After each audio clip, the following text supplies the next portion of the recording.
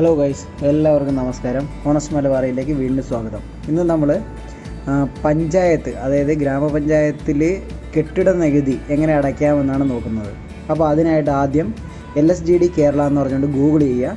അതിൽ lsgdkerala.gov.in എന്ന സൈറ്റിൽ പോവുക. അവിടെ ചെന്ന് പ്രോപ്പർട്ടി വസ്തു നികുതി എന്ന് പറഞ്ഞാൽ അവിടെ ക്ലിക്ക് ചെയ്യുക. അതിനുശേഷം അതിൻ്റെ അകത്ത് ഈ പേയ്മെൻറ്റ് എന്ന് പറഞ്ഞുകൊണ്ട് ക്ലിക്ക് ചെയ്യുക. അവിടെ ചെന്ന് കഴിഞ്ഞാൽ നമുക്ക് ഡിസ്ട്രിക്റ്റ് കാര്യങ്ങളൊക്കെ നമുക്ക് ക്ലിക്ക് ചെയ്യാനുള്ള ഒരു ഓപ്ഷൻ ഉണ്ടാവും. ഡിസ്ട്രിക്റ്റ് സെലക്ട് ചെയ്യുക. നമ്മുടെ പിന്നെ പഞ്ചായത്താണോ മുനിസിപ്പാലിറ്റി ആണോ കോർപ്പറേഷൻ ആണോ അത് ഏതാണെന്ന് അത് സെലക്ട് ചെയ്ത് കൊടുക്കുക. എന്നിട്ട് സെർച്ച് ക്ലിക്ക് ചെയ്യുക. എന്നിട്ട് താഴോട്ട് സ്ക്രോൾ ഡൗൺ ചെയ്യുമ്പോൾ നമുക്ക് നമ്മുടെ പഞ്ചായത്ത് കാണാവുന്നതാണ്. അവിടെ ചെന്നിട്ട് നമ്മൾ property tax payment for registered users quick pay എന്ന് പറഞ്ഞൊരു ഓപ്ഷൻ എടുക്കുക. പ്രോപ്പർട്ടി ടാക്സ് ക്വിക്ക് പേ എന്ന് പറഞ്ഞ ഓപ്ഷൻ എടുക്കുക. എന്നിട്ട് നമ്മുടെ വാർഡ് ഏത് വർഷമാണ് നിലവിൽ വന്നത് ആ വർഷം ടൈപ്പ് ചെയ്ത് കൊടുക്കുക. ഇവിടെ 2013 പിന്നെ നമ്മുടെ വാർഡ് നമ്പറും വീടിൻ്റെ നമ്പറും ഡോർ നമ്പറും സെലക്ട് ചെയ്ത് കൊടുക്കുക. അപ്പോൾ നമ്മുടെ ഡീറ്റെയിൽസ് കാര്യങ്ങളെല്ലാം ആ സൈറ്റിലും വരും.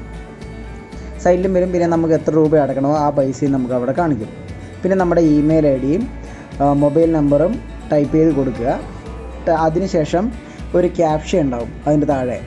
ആ ക്യാപ്ഷൻ കൂടെ ടൈപ്പ് ചെയ്തിട്ട് നമ്മൾ പ്രൊസീഡ് അടിക്കണം. നമുക്കിപ്പോൾ ഇമെയിൽ അടിക്കാം.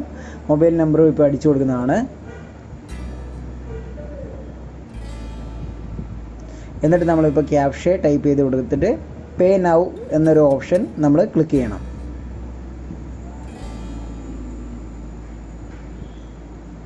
അങ്ങനെ നമ്മൾ പേ നൗ ക്ലിക്ക് ചെയ്യുമ്പോൾ നമ്മുടെ പേയ്മെൻറ്റ് പോർട്ടലിലേക്ക് കിടക്കും.